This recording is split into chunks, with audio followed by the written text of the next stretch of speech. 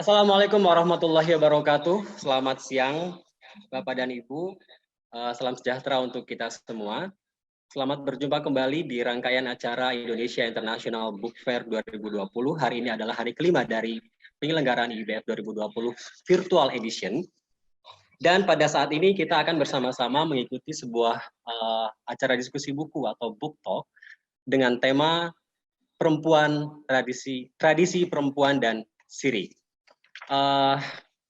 Sudah hadir di tengah-tengah kita narasumber yang luar biasa. Yang pertama saya ingin menyapa terlebih dahulu yang menerbitkan buku ini adalah penerbit MCL atau Mekar Cipta Lestari. Sudah ada pimpinan dari MCL Publisher, Ibu Rosidayati Rosalina. Selamat siang, Ibu. Selamat siang, Kak Gun. Selamat siang semuanya. Sehat-sehat selalu semuanya.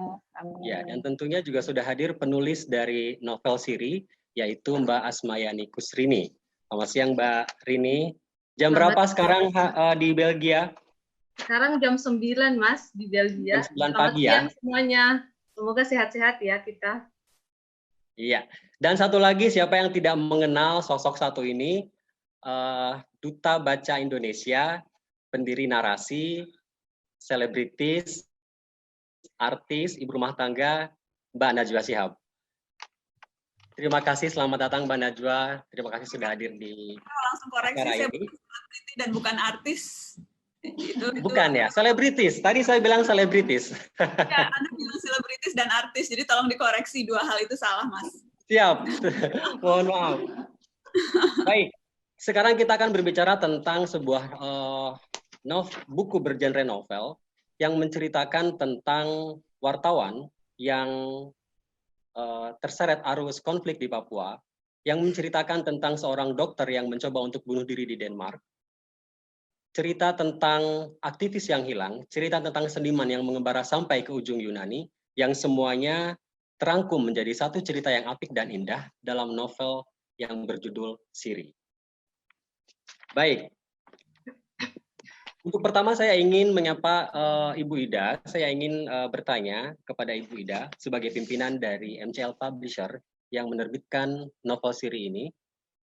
Bagaimana latar belakang sampai akhirnya penerbit MCL menerbitkan novel Siri, dan kabarnya saya dengar bahwa MCL juga merupakan penerbit yang baru berdiri di awal tahun 2020 ini, Bu. Kenapa Ibu justru memutuskan untuk mendirikan penerbitan di era pandemi ini? Silahkan Ibu Ida. Baik, terima kasih Kak Guntur. Selamat siang semuanya.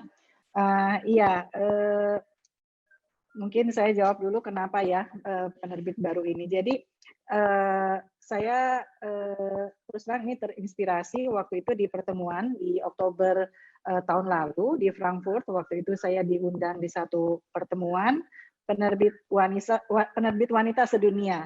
Nah, waktu itu kita ngobrol-ngobrol soal buku di penerbitnya masing-masing.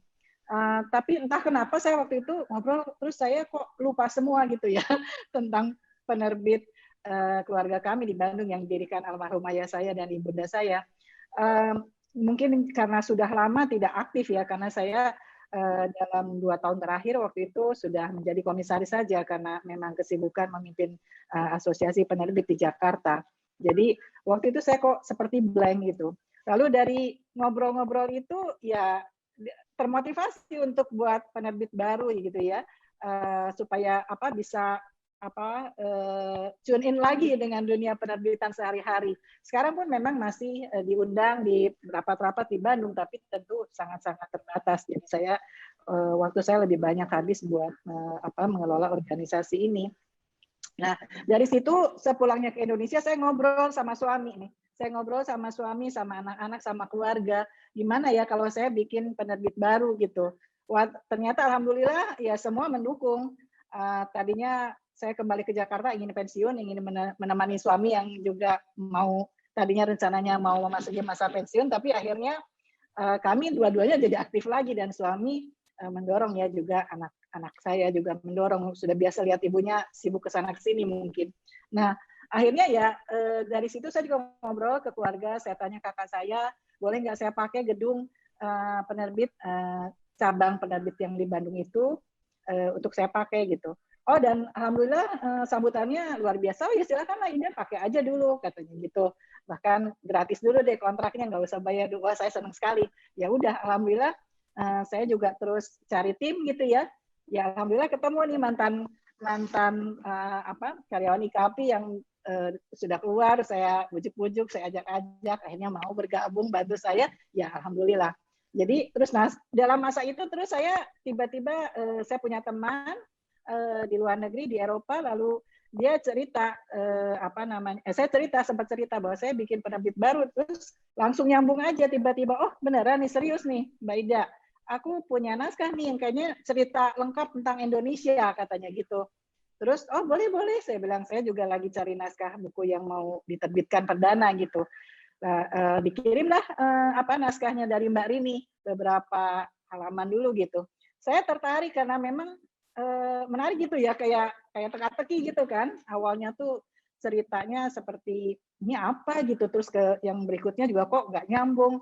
Jadi penasaran gitu, minta naskah lengkap, dan ya akhirnya ya seperti jodoh aja lah itu ya. Jadi ketemu penulis, ketemu tim yang cocok, terus ya udah dapat tempat juga.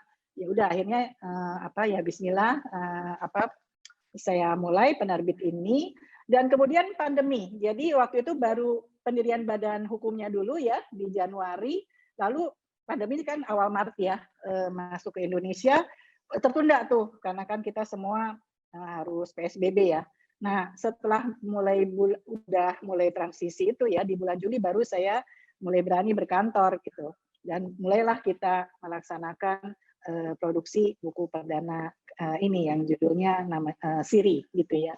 Nah, tentang Siri sendiri, kenapa saya tertarik sama Siri? Jadi Siri ini yang pertama tadi ya, saya suka strukturnya tuh acak gitu kan, kayaknya ini apa ya, seperti puzzle. Terus kemudian jadi penasaran, jadi baru ketahuannya tuh pas di akhir, oh gini loh gambarannya gitu kan, ceritanya tuh ini. Yang kedua karena saya merasa dekat ya dengan cerita Siri ini, walaupun tidak semuanya ya, terutama masalah poligami gitu ya, perempuan tradisi seperti yang menjadi topik pembahasan kita sekarang ini. Saya dari keluarga Sumatera Barat, ya sekarang kan bukan aib ya, ibu saya memang dipoligami, nenek saya juga dipoligami gitu ya. Bedanya ibu saya istri pertama, nenek saya istri kedua. Mereka berada pada beberapa zaman yang berbeda. Zaman nenek saya yang antar istri itu rukun semua, zaman ibu saya mungkin karena sudah era emansipasi, sudah Kartini sudah sudah era emansipasi lah. Jadi memang ada perlawanan gitu ya dari ibu saya gitu. Jadi nah saya tuh menyaksikan gitu, dan cerita di Siri itu kan begitu, dia cerita 3 generasi dengan berbagai isu, konflik dan sebagainya, tapi memang yang dekat dengan saya ini poligami karena saya dekat dengan ibu saya. Kalau ayah saya berada di Jakarta, saya yang menemani ibu saya di Bandung ya, tidur di Bandung gitu kan, karena saya anak bungsu lah kalau di tradisi Sumatera Barat yang harus menemani ibu kemana-mana. Jadi saya sejak kecil tuh tugas saya menemani ibu gitu, ke pengajian, ke pasar belanja, ke arisan gitu ya. Jadi seperti itu gitu tradisinya. Jadi saya paham betul bagaimana perasaan ibu saya di poligami itu. Kemudian dia seolah-olah berada di sebelah saya, tapi pikirannya itu tidak di situ gitu. Dia memikirkan suaminya karena memang sayang sekali sama ayah saya gitu ya. Jadi walaupun kita anak-anak sering memanas-manasi gitu, kenapa nggak berani berpisah, tapi ibu saya memang ya anak yang penurut, maksudnya memang penurut dan berbakti pada orang tua. Itu juga suami ayah saya tuh kan dijodohkan, dan ya beliau menahan saja semua perasaannya dan tegar menghadapi semua ini gitu. Nah jadi saya paham betul yang diceritain Mbak Rini itu dapat banget gitu feelingnya. Emang jadi Mbak Rini kok bisa dapat gitu ya feeling orang di poligami gitu kan, seperti ada misalnya adegan itu tokoh utamanya tuh Meiyuan. Sebetulnya tokoh utamanya Bahjan ya, tapi karena kalau menurut saya nih sebenarnya ini cerita tentang perempuan nih Siri ini gitu ya, karena ada tokoh Meiyuan sama Sulis gitu ya, yang sangat berbeda sekali karakternya gitu. Ya itu dekatlah gitu dengan cerita masa kecil saya. Nah jadi itu sih yang membuat saya tertarik, selain cara berceritanya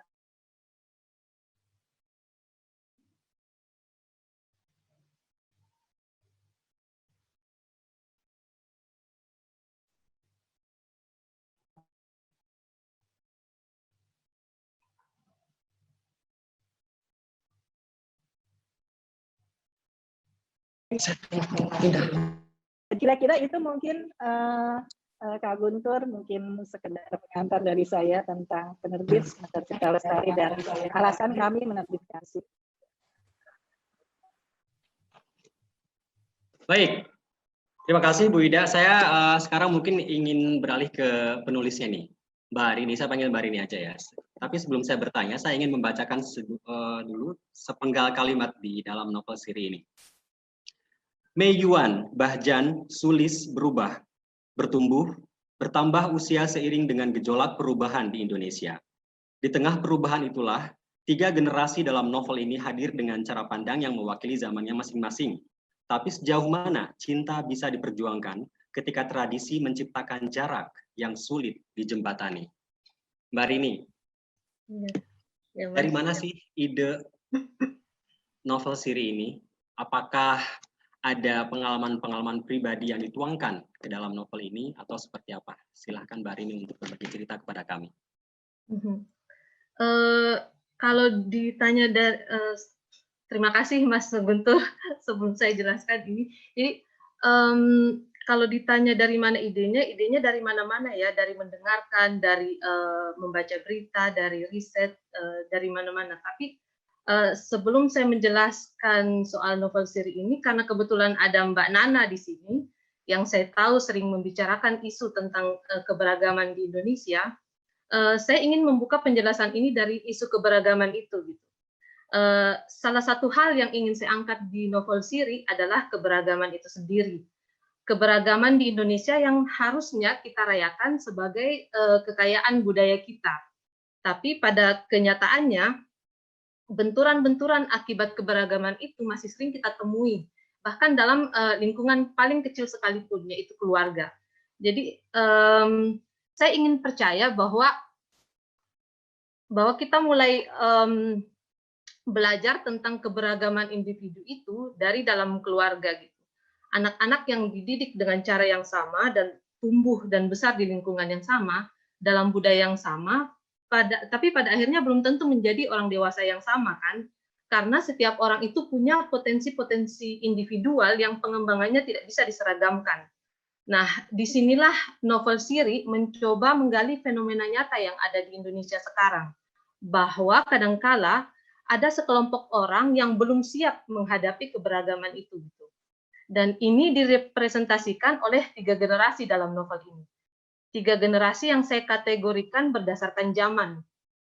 Ada generasi tradisional yang masih memegang tradisi yang sangat kuat, lalu ada generasi transisi yang sudah mulai bersentuhan dengan budaya lain atau agama lain, dan tentu saja kemudian menyebabkan benturan-benturan yang akibatnya masih dirasakan sampai ke generasi ketiga, seperti yang disebutkan Ibu Ida tadi kan. Nah, generasi ketiga ini mencoba keluar dari konflik bawaan itu sebetulnya. Tentu ini sebuah proses yang tidak mudah ya, dan itu yang terlihat di siri. Nah, dalam novel siri ini 3 generasi ini berkumpul dalam sebuah keluarga gitu. Siri bercerita tentang sebuah keluarga yang tercerai-berai secara emosional maupun fisik akibat ego dan ambisi yang berlindung di balik tradisi dan harga diri masing-masing orang tua. Nah, karakter-karakter dalam keluarga ini menjadi manusia yang sebetulnya kesepian ya secara mental, karena mereka tidak pernah diajarkan untuk menjadi diri sendiri, dan mereka diasuh untuk menjadi orang yang diharapkan orang lain. Nah, dalam konflik yang kompleks ini, jika dikaitkan dengan tema hari ini tentang perempuan dan tradisi, di dalam siri itu ada tokoh-tokoh perempuan yang masing-masing merepresentasikan fenomena posisi perempuan dalam konteks sosial kita sekarang. Ada perempuan karir yang bekerja, perempuan yang tahu apa yang dia mau, hingga perempuan yang tidak punya banyak pilihan dan tergantung pada keluarga dan suaminya. Nah, tapi saya selalu percaya bahwa perempuan itu punya kemampuan khusus untuk membangun auto defense terhadap situasi dan kondisi mereka gitu. Sistem pertahanan yang cukup jika punya bekal yang cukup. Dan tokoh-tokoh perempuan yang ada dalam novel siri ini mencoba untuk mengatasi rintangan demi rintangan itu dengan caranya masing-masing gitu, dengan auto defense mental yang mereka bangun sendiri. either you love them or you hate them, they survive gitu. Selain itu, saya merasa lewat fiksi, lewat siri ini, saya bisa mencoba memaparkan apa itu siri lewat cerita situasi tanpa menggurui gitu. Itu yang coba saya sodorkan di siri sebetulnya. Terima kasih.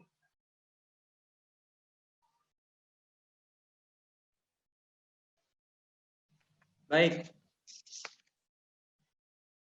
Oke, sepertinya sinyalnya agak terganggu. Nanti masih akan ada banyak lagi pertanyaan saya kepada Mbak Rini sebagai penulis ya. Saya ingin beralih ke Mbak Nana.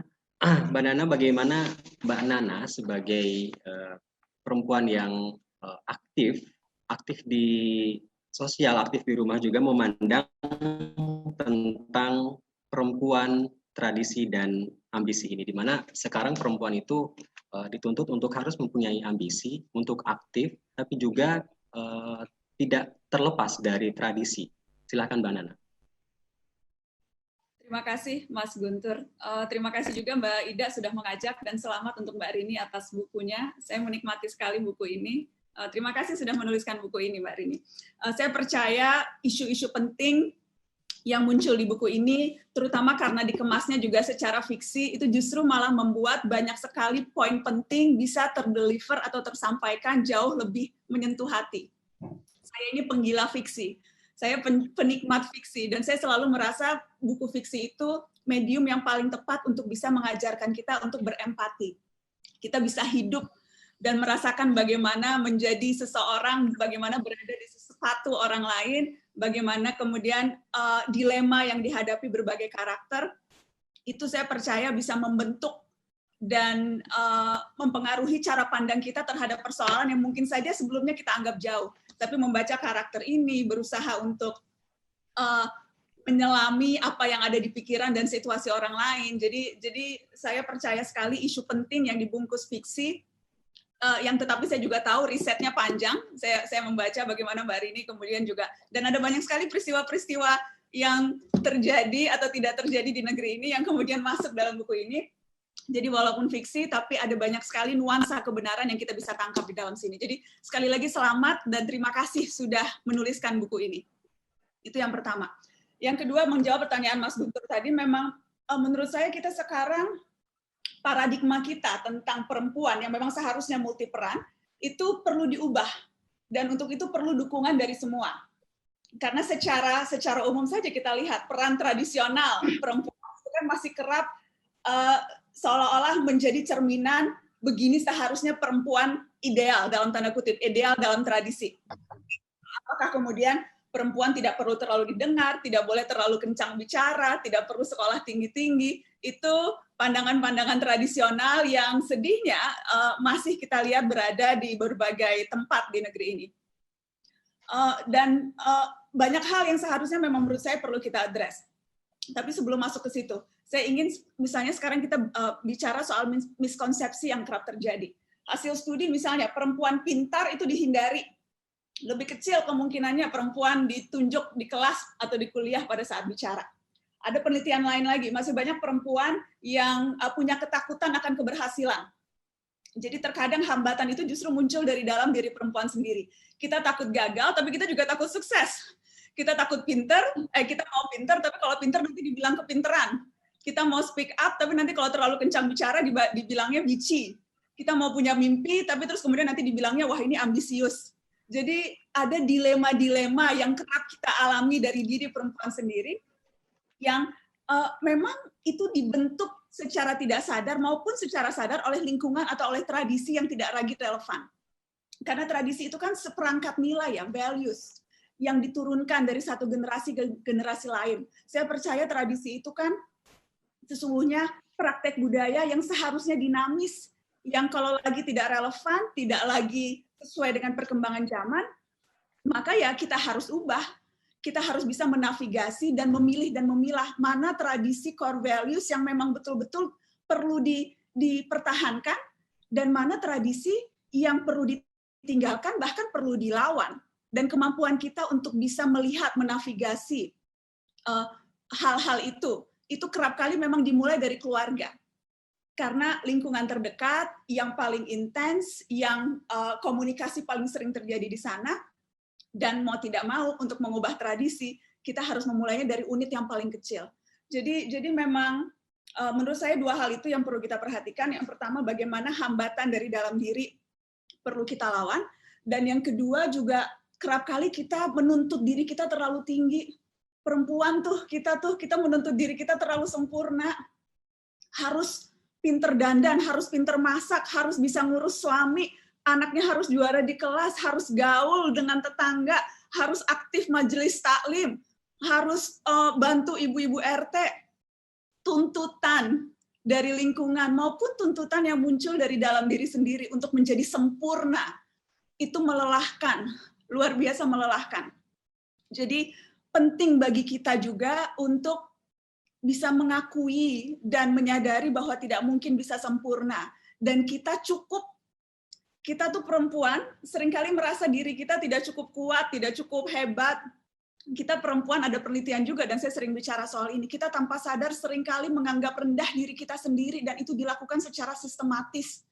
Penelitian menunjukkan mahasiswi kalau disuruh nebak berapa IPK-nya, selalu nebak IPK-nya lebih rendah dari apa yang dia dapatkan. Mahasiswa suruh nebak kira-kira IPK lu berapa, selalu nebaknya lebih tinggi. Fresh graduate perempuan, nggak berani nego gaji pertama. Alhamdulillah gue udah dapat kerja, nggak berani nego. Fresh graduate laki-laki, gue mau standar gue segini. Jadi tanpa sadar nih, kita sesama perempuan yang kerap kali merasa diri kita tidak cukup pintar, tidak cukup kuat, tidak cukup hebat. Dan menurut saya itu pada satu sisi bisa dipahami, karena kesuksesan itu kerap kali berkorelasi negatif terhadap perempuan, tapi korelasinya positif bagi laki-laki.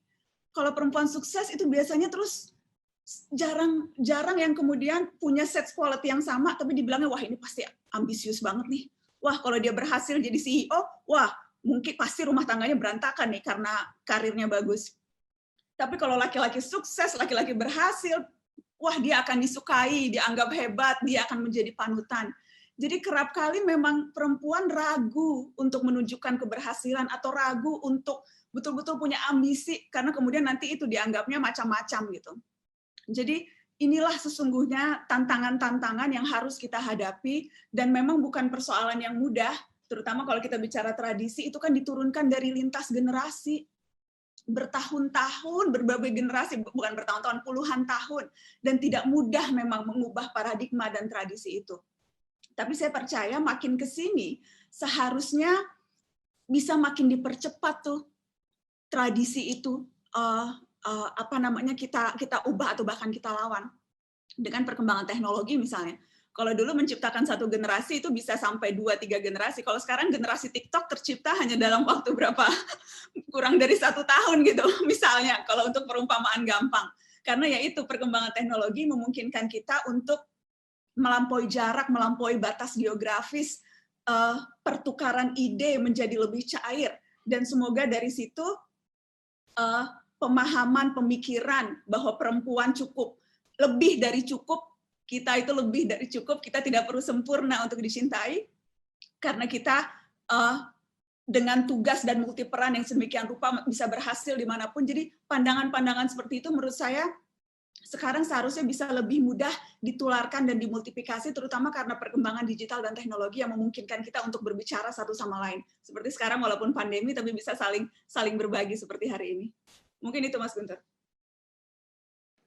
Baik, terima kasih Mbak Nana. Ya, jadi yang penting juga dari perempuan itu sendiri harus membenarkan kembali paradigmanya ya. Jangan kembali lantas ragu untuk bisa mencapai kesuksesan. Jangan ingin merasa dicintai karena mungkin menjadi cukup saja sudah cukup, barangkali seperti itu tadi yang bisa saya ambil. Saya ingin kembali ke Mbak Rini ini. Tadi Mbak Nana sempat bilang bahwa percaya bahwa riset dalam novel ini juga panjang.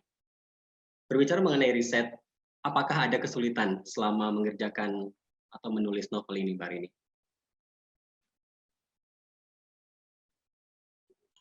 Iya.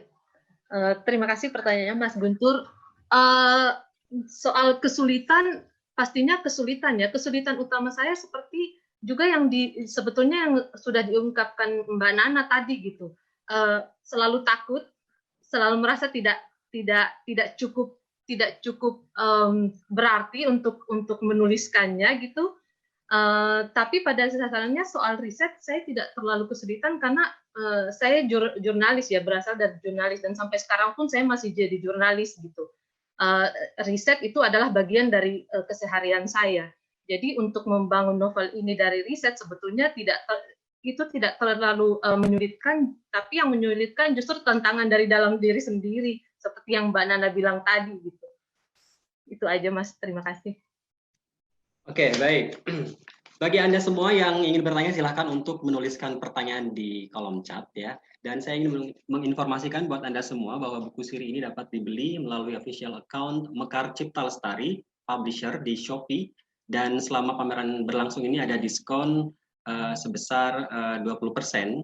Nanti jadi IBF ini kan sampai tanggal 7 Oktober, jadi diskonnya sampai tanggal 7 Oktober nih. Tapi khusus untuk pembelian melalui WhatsApp di nomor 081282136738. Mungkin dari MCL nanti bisa menuliskan dengan lebih lengkap di kolom chat agar semuanya bisa melihat. Sudah ada pertanyaan belum ya? Coba saya cek dulu. Sudah ada pertanyaan dari, ini namanya, tidak ada namanya, kode. Salam, izin bertanya kepada Mbak Nana, bagaimana kita perempuan mendobrak tradisi kuat di lingkungan keluarga dengan cara yang halus? Ya, berurusan dengan orang-orang terdekat itu memang selalu lebih sulit. Kalau kita perhatikan ada banyak sekali isu atau persoalan yang kerap kali justru kalau itu melibatkan orang-orang dekat, kita jadi malah lebih sangat berhati-hati. Karena ya itu, kita tidak mau menyakiti, kita maunya menjaga keharmonisan, kita kemudian tidak mau kemudian dianggap anak durhaka, kita merasa berhutang. Ada banyak sekali memang hal-hal yang membuat kerap kali komunikasi kita dengan keluarga, apalagi kalau itu dengan orang tua, menjadi lebih susah. Paling tidak rasanya menjadi lebih susah. Tapi saya percaya sesungguhnya komunikasi yang saling menghargai, komunikasi yang terbuka, jujur apa adanya, itu menjadi kunci di dalam setiap hubungan, terutama hubungan keluarga. Dan penting memang untuk kita selalu berusaha melihat dari perspektif orang lain. Jadi dalam pengalaman saya, orang-orang yang berhasil dalam hidup, para pemimpin yang dicintai, orang-orang yang berhasil membuat orang lain bergerak melakukan sesuatu tanpa harus disuruh atau diperintah, adalah orang-orang yang punya kemampuan untuk selalu memahami perspektif dari lawan bicaranya. Jadi menempatkan diri kita, merefleksikan apa yang sesungguhnya dialami oleh lawan bicara, sehingga akan ketemu begitu. Saya sering ditanya oleh dede-dede, adik-adik mahasiswa, Mbak, saya maunya masuk kuliah ini, tapi orang tua saya maunya masuk seperti ini, dan sebagainya. Jadi memang ada banyak sekali kendala-kendala yang kerap dialami ketika tidak bertemu nih apa yang diinginkan di anggota keluarga. Cuma kalau misalnya kita melihat berbagai persoalan dari kacamata orang lain atau dari kacamata orang tua kita, betapa sesungguhnya ia tentunya mau kita berhasil, dia maunya kita jadi apa namanya lebih baik. Tidak ada tuh orang tua yang nggak mau anaknya jadi lebih baik, tidak lebih baik dari dirinya begitu. Jadi membuka dan memulai komunikasi selalu berprasangka baik, karena tahu yang dia inginkan itu pasti untuk kebahagiaan kita. Menurut saya itu kunci dasar yang bisa dimulai dalam setiap komunikasi, terutama kalau kita bicara dengan orang tua. Jadi perspektif kita untuk selalu memahami apa yang diinginkan orang lain itu satu jalan untuk bisa menavigasi berbagai kesulitan dalam komunikasi. Itu Mas Guntur. Oke, thank you Mbak Nana atas jawabannya. Mbak Rini lagi, saya ingin bertanya mengenai cerita dalam novel siri ini. Membaca novel siri ini seperti melihat kepingan mozaik. Tadi juga Ibu Ida bilang seperti menyusun puzzle begitu ya. Awalnya tidak menyambung, tapi lama-lama kok ini makin penasaran begitu. Nah, di antara semua yang saling berurutan itu, bagian mana yang Mbak Rini paling sukai? Atau katakanlah paling, aduh, ini bagiannya di sini banget nih gitu. Di mana Mbak? Bagian mana yang paling, saya semuanya menyukai semua bagian ya sebagai penulis tentu saja, tapi Kalau yang paling saya sukai sih seluruh bukunya, karena semua ide, semua kegalauan saya ada tertumpah dalam buku itu gitu. Semua yang menjadi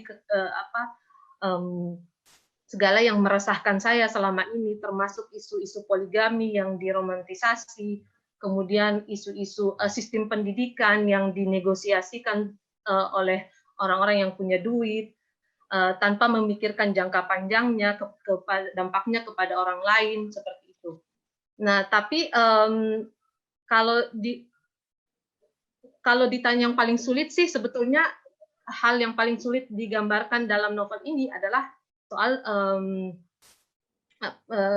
kehidupan poligami itu sendiri, karena saya tidak punya pengalaman dalam hal itu, tapi saya mencoba memahami gitu perasaan perempuan-perempuan ini yang jarang dibicarakan di novel-novel yang ada di Indonesia sekarang, kecuali kalau sudah ada yang lain, karena saya cukup terbatas ya, akses saya terhadap novel-novel di Indonesia terbatas, jadi tapi yang saya terima selama ini selalu novel-novel tentang poligami yang ditulis oleh laki-laki yang diromantisasi gitu. Itu Mas. Terima kasih. Oke. Ya, kembali lagi nih ada pertanyaan dari audiens yang mengaku namanya sebagai fans Najwa Shihab. Salam sejahtera Mbak Nana, mohon izin nanya, saya seorang lelaki yang peduli sekali dengan potensi perempuan. Namun kerap kali saya ditolak ketika memberi support, membuat pergerakan, hanya dikarenakan laki-laki. Bagaimana Mbak, apakah ada masukan? Gitu katanya Mbak. Pertama terima kasih. Mas siapa tadi yang nggak ada namanya itu? Dan terima kasih sudah mau peduli pada isu perempuan, selalu menyegarkan untuk mendengar begitu kepedulian itu muncul dari partner kita gitu, para laki-laki. Karena saya percaya sesungguhnya berbagai pergerakan, berbagai hal yang kita lakukan untuk mengikis budaya patriarki itu terutama akan memerlukan dukungan, bahkan juga peran aktif dari teman-teman pria begitu. Jadi keberhasilan itu justru akan ditentukan dari seberapa besar teman-teman atau partner pria kita ini memang juga percaya pada ide itu. Karena kan selalu ada yang merasa dan kemudian defensif begitu. Kalau setiap kali kita bicara tentang pergerakan perempuan atau kata feminisme saja itu kemudian orang langsung defensif. Selalu merasa perempuan nih, wah pas maunya banyak begitu. Selalu merasa sekarang kan udah setara, sekarang kan udah sama, apa udah sesuai. Jadi selalu akhirnya percakapannya tidak menjadi konstruktif begitu karena selalu dibumbui oleh kesalahpahaman pada konsep feminisme itu sendiri. Ketika misalnya bicara soal pergerakan perempuan, kan sejak dulu memang jelas yang dituntut bukan persamaan, memang tidak sama laki-laki dan perempuan berbeda, tetapi kesetaraan. Setara itu tidak sama tapi sejajar, duduk sama tinggi. Tentunya ada perbedaan-perbedaan yang hakiki yang melekat pada jenis kelamin laki-laki dan perempuan, dan bukan itu kan sesungguhnya. Yang kita inginkan adalah bagaimana posisi dan kedudukan itu bisa sama, menjadi setara, menjadi sejajar. Itu sebetulnya yang kerap kali salah dipahami oleh teman-teman, terkadang juga teman-teman perempuan yang lain begitu, dan juga teman-teman laki-laki. Sementara saya percaya partner dalam hubungan itu posisinya dan fungsinya bisa berbeda-beda. Terkadang misalnya menjadi kapten tim sepak bola, terkadang menjadi pemain cadangan, terkadang menjadi pemain belakang, kalau analoginya sepak bola begitu ya. Ini kan tim, laki-laki dan perempuan itu tim. Fungsinya, perannya bisa berbeda-beda. Tetapi selalu bisa menyesuaikan dan selalu bisa pas dengan apa yang dibutuhkan pada kondisi yang berbeda-beda. Jadi kemampuan untuk bisa memahami dan juga tidak melihat perempuan sebagai musuh, dan juga penting untuk teman-teman perempuan tidak melulu menempatkan diri sebagai korban. Menurut saya itu juga sesuatu yang kerap kali membuat perjuangan kita susah kalau selalu merasa menjadi korban melulu. Dan jadi memang ada banyak hal nih yang perlu kita lakukan sama-sama, dan itu dimulai dari membuka percakapan terbuka, membuka percakapan seperti hal ini, termasuk kepada teman laki-laki tadi yang walaupun namanya nggak mau disebut, tapi terima kasih dan mudah-mudahan tidak bosan untuk terus mendukung supaya kita sama-sama bisa saling mengisi dalam hidup ini, Mas. Thank you. Oke. Jadi intinya komunikasi yang penting, terus juga saling menghargai dan menganggap perempuan dan laki-laki adalah sebagai satu tim atau satu partner ya. Baik, saya ingin beralih ke Ibu Ida sebagai penerbit MCL. yang menerbitkan novel siri ini, apakah ada niatan atau keinginan untuk menerbitkan novel siri ini dalam bentuk digital? Atau mungkin nanti juga Mbak Rini bisa menambahkan, barangkali sudah punya arah ke sana. Ini juga sekaligus pertanyaan dari Rik Fuad Wahab. Ya.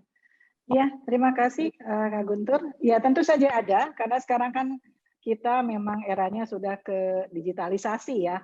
Dan apalagi di masa pandemi ini seperti ada akselerasi untuk kita cepat-cepat bisa menguasai transformasi ke digital ini. Gitu. Baik misalnya buku fisik tapi penjualannya di marketplace, ataupun juga fisik buku yang mungkin beralih menjadi buku digital ya, atau e-book atau buku elektronik. Kami sedang siapkan itu, dan kami sedang sekarang ini bekerja sama dengan salah satu agregator e-book yang ada di Indonesia, dan mudah-mudahan segera kita bisa nikmati. Saya ingin sedikit menanggapi apa yang disampaikan tadi Mbak Nana ya, menarik sekali ya, dan itu luar biasa. Mbak Nana juga menangkap sekali bagaimana, dan saya kira itu kita bisa lihat dalam sehari-hari ya. Saya bahkan sejak kecil itu sudah diplot gitu, sudah dibatasi oleh orang tua saya, kamu nggak mungkin meneruskan usaha bapak karena kamu anak perempuan. Perempuan itu nanti akan ikut kata suaminya, gitu. Nah jadi sudah dari awal itu sudah di set, nggak mungkin nih jadi penerus, jadi suksesor untuk family business ini gitu ya. Tapi ya ternyata ya takdir Allah mungkin lain ya. Jadi saya bertemu suami yang justru ya karena teman kuliah di ITB, jadi ya dia sangat sportif banget gitu. Jadi memang dia berbeda dari laki-laki pada umumnya. Jadi dia sangat mendukung saya untuk maju di karir ataupun sekarang ya berusaha. Lalu kemudian juga bahwa hambatan itu adalah ada dalam diri perempuan itu sendiri. Itu betul banget gitu. Kita ini takut untuk kelihatan ambisius. Saya tuh juga saat kerja awal tuh dibilang ini ambisius gitu, bahkan ditulis gitu ya. Ini ambisius gitu. Padahal saya kok nggak merasa, saya hanya merasa ingin melakukan yang terbaik.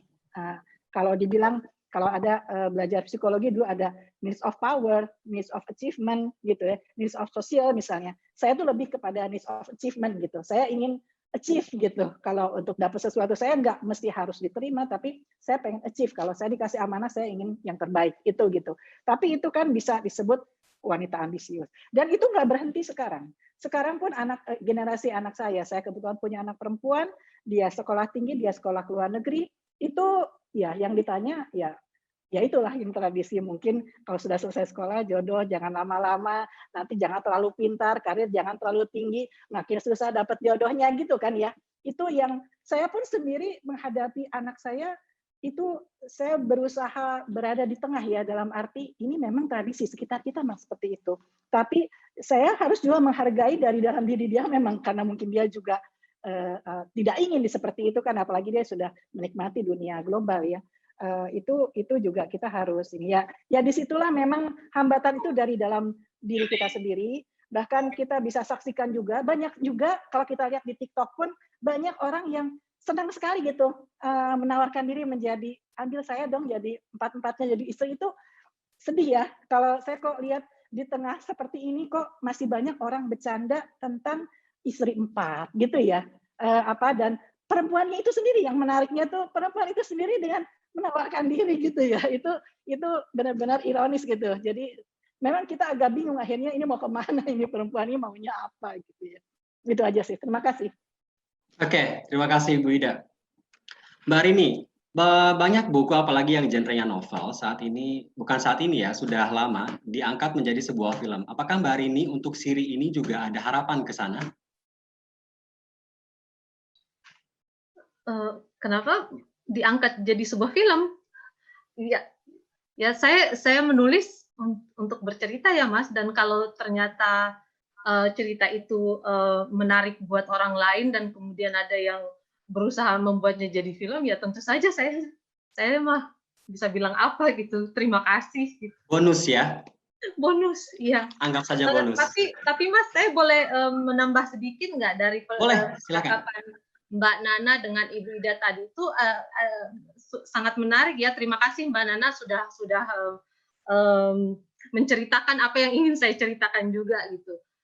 Juga sama Ibu Ida. Nah, saat saya menulis novel ini itu saya makin menyadari ya bahwa ada 3 hal yang dibutuhkan oleh perempuan untuk bisa berkembang secara sehat, dan saya rasa semua orang tentu menyadari hal ini juga, tapi rasanya saya pengen mengulang aja gitu.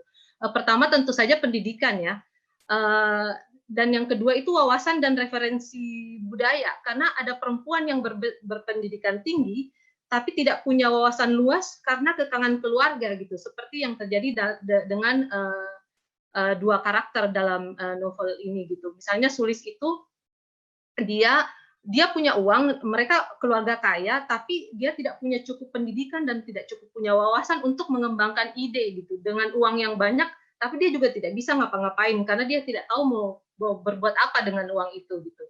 Dan yang ketiga tentu saja support system ya.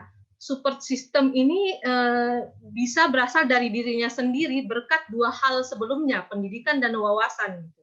Dan bisa juga berasal dari orang-orang sekitar, keluarga, teman, sahabat, dan seterusnya seperti yang dibilang Ibu Ida tadi.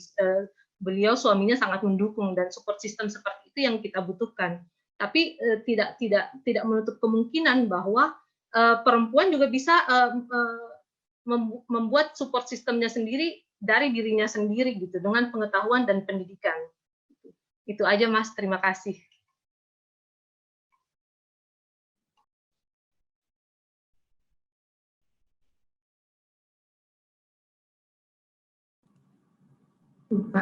Sorry, saya unmute dulu.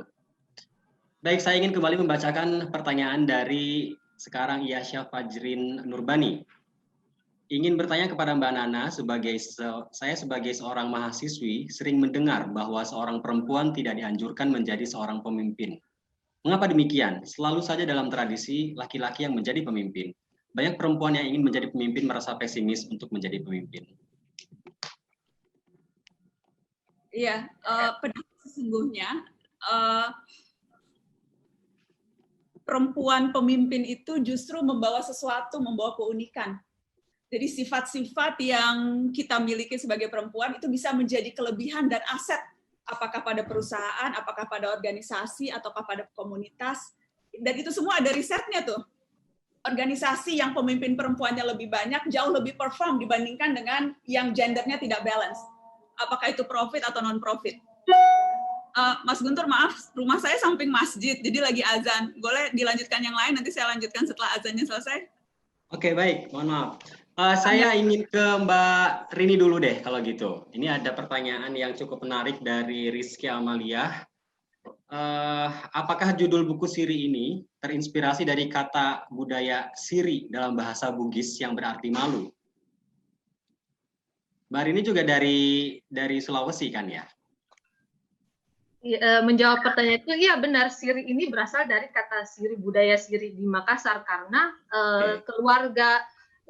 keluarga dalam novel ini itu berlatar belakang Bugis Makassar, Mas. Jadi benar itu berasal dari Siri. Terima kasih. Berarti bukan ada Siri yang dalam arti yang lain lagi ya, berarti Siri yang dalam bahasa Bugis itu, betul.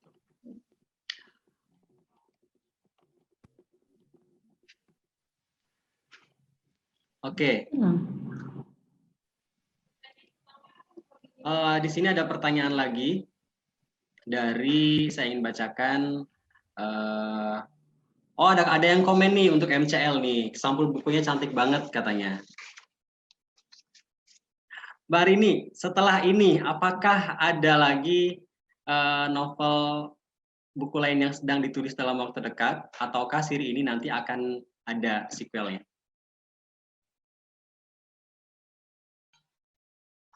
Atau untuk Siri ini cukup sampai di sini ceritanya? Ini pertanyaan dari Ibu Ida juga sering ditanya ke saya. Padahal nggak janjian loh ini ya kita. Untuk Siri sih cukup sampai di sini ya. Saya selalu bilang bahwa kalaupun saya ingin melanjutkan salah satu karakter dalam novel Siri ini tuh, saya ingin tinggal di Papua dulu 2 bulan misalnya, sebelum bisa membuat cerita yang lain. Tapi bukan sambungan dari Siri, tapi mungkin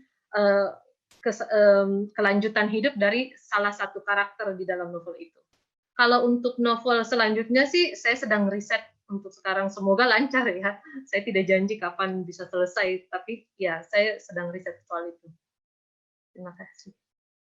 MCL sendiri gimana Bu? Siap lagi untuk menerbitkan tulisannya Bari lagi ya? Insya Allah sudah kita tunggu yang berikutnya. Nanti Buku ini kan bergenre novel atau semedi dulu katanya ya, mau semedi dulu ya. Kita tunggu habis Oke. semedi nanti hasilnya apa. MCL sendiri akan konsisten di genre apa Bu? Apakah tetap di novel ataukah ada genre lain yang ingin diterbitkan? Ya, saya sejak awal mendirikan penerbit ini, saya terus terang saya nggak ingin membatasi genre ya, genrenya gitu. Jadi di penerbit orang tua saya dulu memang sudah dibatasi kan, kita misalnya hanya di buku pendidikan. Tapi itulah yang membuat saya agak penasaran atau tergerak karena saya melihat banyak naskah yang masuk karena mungkin dalam posisi saya di asosiasi ini seringkali saya juga mendapat naskah langsung dari penulis gitu. Menurut saya ini menarik untuk diterbitkan, tapi begitu masuk ke penerbit karena tentu sudah punya aturan main sendiri gitu ya, itu saya nggak bisa memaksakan. Oleh karena itu saya di sini pun dalam pada saat mendirikan MCL, saya nggak ingin membatasi genre. Jadi seandainya apakah itu ada esai misalnya atau misalnya buku tentang apapun ya, tentang filsafat atau tentang apapun yang menarik untuk diketahui, untuk kita ketahui, kami siap menerbitkan. Sementara belum banyak kriterianya, masih kriteria subjektif, buku yang menarik, yang membuat ingin membaca terus, tidak membuat mengantuk gitu. Tapi mungkin nanti pelan-pelan kita pertajam lagi. Jadi kesimpulannya nggak membatasi genre, Kak Guntur. Mengikuti pasar juga tentunya Ibu Ida ya? Iya, tentu kita lihat juga. Kira-kira ini menarik dan kalau kita tertarik pasti akan ada juga sih orang-orang seperti kita yang tertarik juga mungkin di luar. Saya punya keyakinan itu. Oke. Mbak Nana sudah boleh bisa dilanjutkan? Ya, sorry tadi karena betul-betul rumah saya silakan. Soal leadership tadi itu ya saya lanjutkan. Saya justru perempuan itu punya modal kepemimpinan dan kelebihan pada saat menjadi pemimpin. Kita cenderung selalu memikirkan perasaan orang lain, kita senang bekerja sama, kita ekspresif, kita senang menjalin komunikasi, dan menurut saya itu modal kepemimpinan yang luar biasa. Dan kalau kita lihat misalnya kita ambil contoh bagaimana penanganan COVID di berbagai negara, yang justru kepala negaranya perempuan ya. penanganan COVID-nya jauh lebih baik dibandingkan dengan negara-negara lain, sebutlah Selandia Baru, Jerman, Taiwan. Karena ya itu mereka punya sensitivitas, mereka juga percaya sains, banyak di antara mereka itu salah satu kunci menurut saya bagaimana para pemimpin-pemimpin perempuan dunia ini yang kemudian berhasil menekan angka COVID di negaranya bergerak berdasarkan itu, bagaimana mereka merangkul, bagaimana mereka punya empati, bagaimana mereka menempatkan kesehatan dan betul-betul ketika bilang menempatkan kesehatan di atas ekonomi itu betul-betul melakukannya, bukan hanya kebijakan lip service. Jadi ada banyak sekali inspirasi yang bisa kita petik dari bagaimana pemimpin-pemimpin perempuan di negara lain melakukan tugasnya dengan luar biasa bagus pada masa pandemi ini. Karena saya percaya masa krisis itu adalah masa pembuktian. Salah satunya juga pembuktian bagaimana skill dan kemampuan pemimpin begitu. Dan alhamdulillah itu menjadi contoh nyata dan seharusnya bisa menjadi dorongan buat kita yang kerap kali melihat perempuan tidak cukup bisa menangani persoalan atau krisis begitu, karena sudah dibuktikan di banyak tempat bahwa justru itu kebalikannya. Jadi untuk mereka-mereka yang masih merasa perempuan tidak bisa menjadi pemimpin, saya rasa karena kurang gaul aja tuh. Hidupnya kurang jauh, pikniknya juga terbatas, kayaknya pikniknya cuma di dekat-dekat aja tuh. Jadi suruh piknik yang jauh-jauh dulu lah, baru ngomong perempuan nggak bisa jadi pemimpin. Mantap. Kembali lagi ke Mbak Rini. Bagaimana memberanikan diri mengeluarkan ide ini sebagai menjadi sebuah novel? Sebab kadang rasa cemas selalu ada bagi perempuan dalam berkarya.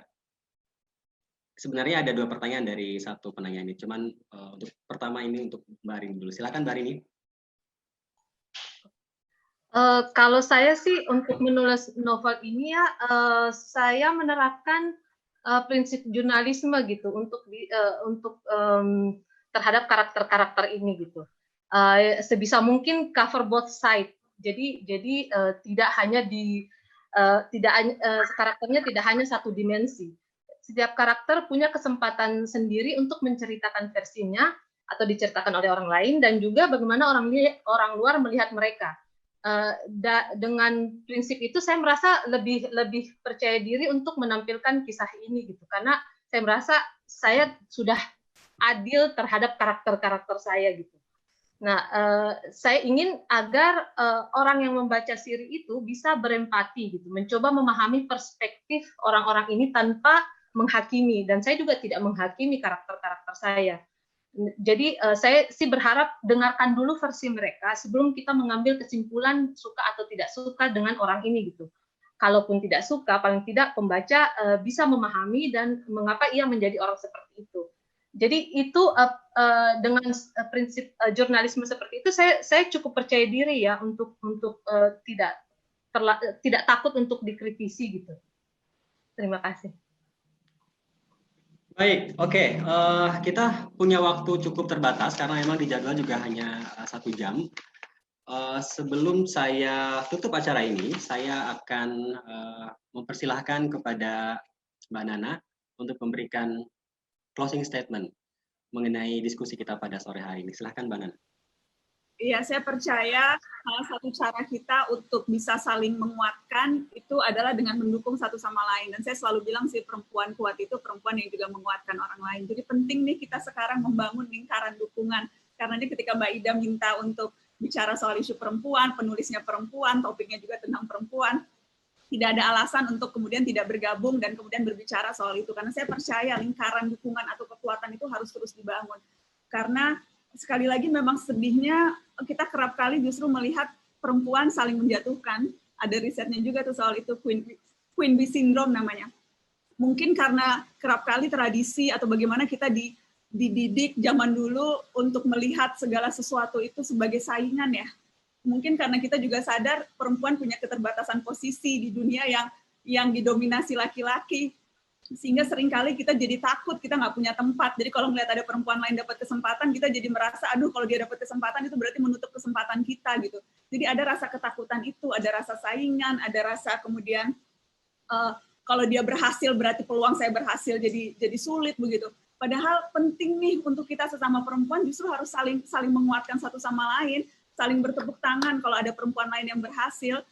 Menjadi baik hati itu bukan naif. Menjadi baik hati itu justru malah bisa menghangatkan dan membesarkan diri kita sendiri juga. Mari kita saling memperbaiki kalau ada mahkota teman perempuan kita yang miring begitu. Jadi dukungan itu harus terus diberikan. Mari menciptakan lingkaran kekuatan yang bisa saling menguatkan. Itu yang pertama. Yang kedua, hal-hal sederhana bisa kita lakukan kok. Mari memuji kalau memang teman perempuan kita di tempat bekerja berhasil. Mari kemudian kita, kalau ada ide teman perempuan kita di tempat kerja yang diambil oleh laki-laki, kita bilang, oh itu idenya si perempuan ini tuh. Mari saling mendorong dan jangan takut gitu. Karena keberhasilan itu akan bisa dinikmati oleh semua kok, tanpa harus saingan. Jadi hal-hal itu sih yang menurut saya perlu kita lakukan.